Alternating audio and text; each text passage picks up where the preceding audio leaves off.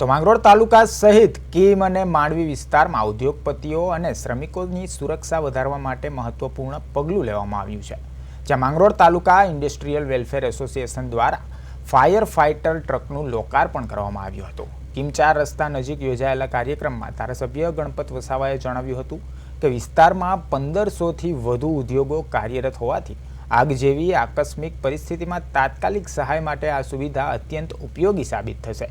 લાંબા સમયથી ચાલતા પ્રયત્નો બાદ હવે ઉદ્યોગો સાથે ગ્રામ્ય વિસ્તારોને પણ ફાયર સુરક્ષાની મહત્વપૂર્ણ સુવિધા મળી રહેશે।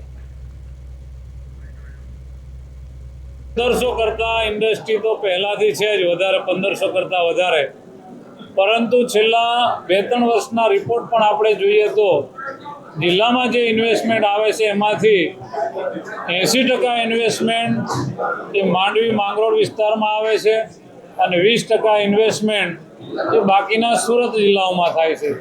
ત્યારે આ વિસ્તારમાં રાજ્ય સરકાર દ્વારા રોડ રસ્તાઓની પણ ખૂબ સારી સુવિધાઓ કરવામાં આવી રહી છે। આ જ વિસ્તારની વાત કરીએ તો ગંદા પાણીના નિકાલ માટે 35 કરોડ રૂપિયાની પાણીના નિકાલની ગટર યોજનાનું કામ ચાલી રહ્યું છે।